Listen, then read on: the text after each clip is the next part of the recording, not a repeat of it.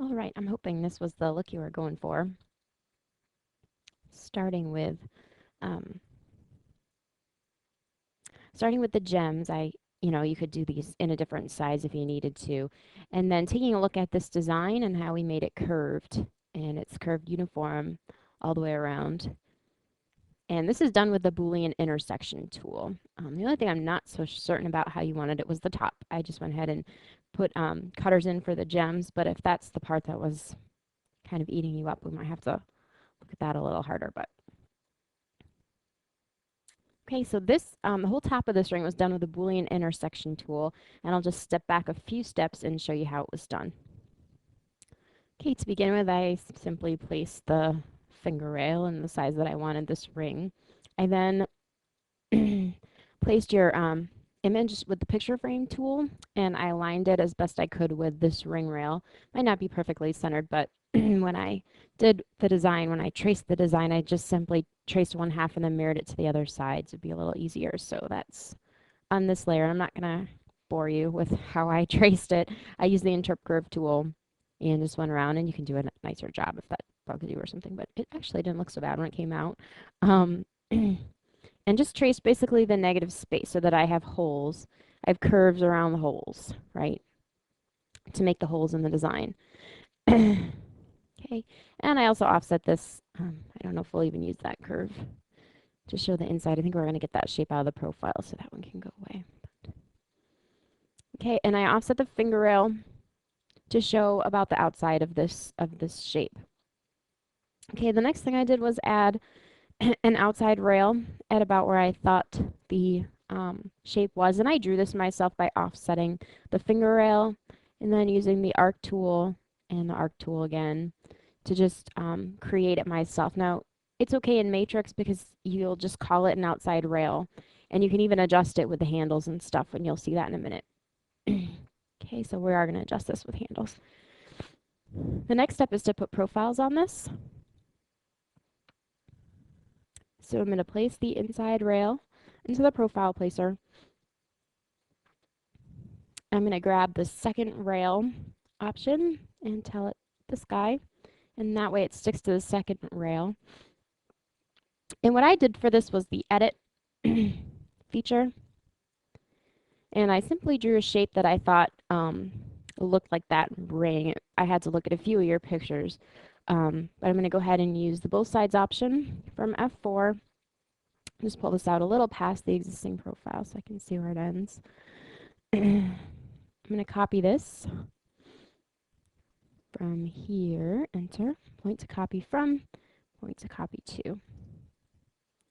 And I'm going to use the arc direction from the bottom here. It looks like it tapers in a little, but it definitely has a nice curviness to the outside.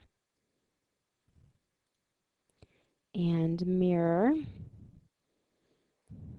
F4. And we're going to select everything and trim. Sorry. Emails are coming through and all my coworkers are picking on me. I won't share those with you. Enter. And we'll just make sure, oops, there's nothing else here. 2 curves add to selection. So we want to get rid of one of these. 2 curves. Oh, there it is. Pesky thing. All right. Join this up because you do need some space at the top for the gems. So that's the flat part, and this is going to be the curved part for the design. Join these up. And we're going to put this back into Profile Placer in case we need to get it out again. Of course, I already did this step, so let me try not to name it the same thing.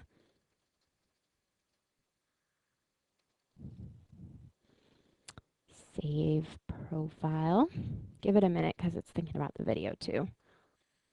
We're going to hit OK, and then we're going to hit Return Profile. And you can see our new profile comes in right here. All right, so we get one situated at the bottom at the width that we want for that part of the ring. Oh, I lied. These aren't going at the bottom. Not yet. Okay, we're going to put this one at the side.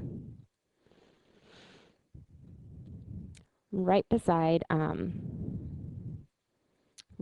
the design. So just before the design. It just depends on how much of this you want. here. So, okay, right there. And we're going to mirror this. Okay.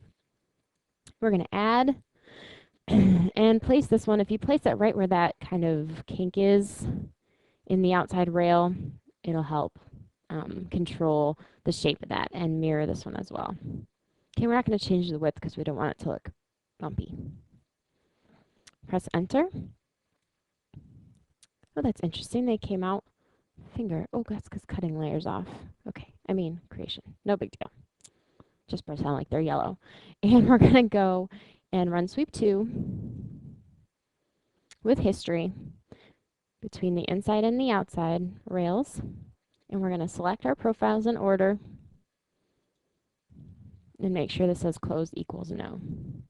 And it's going to sweep the top half of the ring for us. I'm going to put this onto a metal layer. Okay. And turn it off. Now, the next thing we need are all these orange curves to be extruded into a single block, right? So I'm going to right click on orange, and that grabs me this outside. Okay. Grabs me all the inside pieces, so we're going to get the little holes where they belong. And we're going to click on the solid command tool, extrude these straight, and just wait for a moment while it extrudes. And we can place this onto orange. Okay, now this is at the height correct with the picture, but the surface is a little bit taller, and we want to fix that. So this is where I was talking about here. We can take the outside rail, and using our history, we're going to hit F6 MSR, and it's going to give us the handles. Now, because I've already played with this, they're all where they belong. But if they're at a weird place, like it's trying to tell you this is the height and this is the width instead of this is the height and this is the width, you're going to come over to Edit and Edit Origin. And just check and make sure that the origin's at the bottom here. So, escape. So it's just like you're using this like it's a profile. So if those are all set up correct, F6, MSR, and you can take the outside rail and just scrunch it down. Now, if you'd place it with the outside rail tool, you'd be able to use Edit Outside Rail. But since I just drew it myself, I hit F6, MSR, make sure my handles are aligned with the Edit Origin handle, press Enter, and now, of course, the whole surface is going to shrink down. Okay, they want to be slightly overlapping so the top will be flat where the gems go. And we should be able to run a Boolean intersection on this. First thing to do is to cap the outside shape, and then run Boolean intersection. That's this guy between you, enter, and you, enter. Okay, and after that's done, you can see we have left over the shape of the scroll work and the shape of the puffy ring. Okay, just the way we had hoped. Okay, and it's pretty easy to finish this off. I'm just gonna hide your picture here so we can get a good look at it. And I had already placed the gems to start with, so they went away. Let me go find them again. Just gonna right click on the job bag and bring back the gems. There they are. Okay, I'm gonna put this onto a metal color. And I'm going to run extract surface right here and right here. Extract surface extract U and delete them. And that gives me open edges on the ends. And I'm going to use those to finish sweeping the ring. Okay, so I need to open them up. And as you can see, I still have the profiles sitting here. They're all lined up with those open edges. They're perfectly touching, so I don't want to move them. If I wanted to, I could place another one at the bottom for a taper. That's up to you. But let's go ahead and sweep. We're just going to we do sweep 1 or 2. Okay, between these two profiles out here. Oops, just make sure it says closed. 2 rail curves. Now they went the other way. 2 profiles. There we go. Okay, and the last kind of bit that we have to close up is this little section here, because we do want it wide enough for the finger hole, and the other ring had this sort of, it was hard to see in the picture, but we're going to assume that it sort of matches this scroll with a little blended section, and that's how we're going to do this. Okay, so I'm going to start by selecting the profile that's out here already. I'm going to run duplicate. Oops, no, not yet. I'm going to go to the curve. We'll do that in a second. I'm going to go to the curve menu tool, dupe edge, and I'm going to duplicate this edge right here that touches the profile. Press enter. And I'm going to use this little curve that I just made as a splitting line to split the profile. But because I want to keep history active, I don't want to break this profile just in case I want to do other stuff to this model eventually. I'm going to take this profile and run duplicate in place. And now the new one's selected. I'm going to run split with this this curve, enter.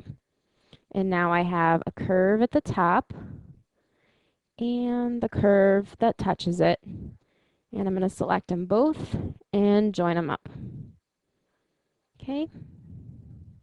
And I can turn this into a profile using F6, MSR, and then it thinks it's a profile. It's got all the little handles and everything. That's great. And I do need to align these correctly before my profile cap will work right. So I do edit, edit origin, midpoint, press enter. Okay, so now that profile is a real profile in the program, and I can run tools, profile, end cap. And then my little end cap comes out, and I can make this whatever shape I want so it sort of reaches up to touch or overlap or however you want it to interact with the end of that scroll shape. Enter. And now, more importantly, the model can also be closed up. So I mirror this because the other side's the same. Mirror it around F4. Grab all these surfaces and join them together, and I'll get one closed poly surface. Okay, and this is a really nice, easy little way. Okay, these kind of shapes, as long as it's matching one profile, this one curve, okay, and this can be extruded. Boolean intersection is really a great tool for that. Oh, I forgot your cutters. Let's just jump into the cutters tool, gem cutters. Put the gems in there. It's going to build me the last cutters that were on these gems, so that was easy. Enter, and Boolean difference the cutters just to finish your cut. And I made the cutters a little bigger because I assume you need to drop the gems in there somehow. So Boolean difference these guys, and they're all grouped, so we grab them and hit enter.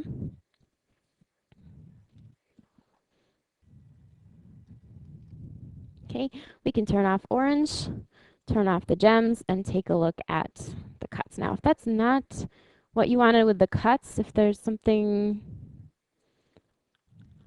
about that that's no good, now the mill is never gonna, it's not gonna look for that hole, so it's just gonna come straight down. So that's not to worry there. But okay, if you have any questions or this isn't exactly what you wanted to do with this model, let me know. But hopefully that's what you were looking for.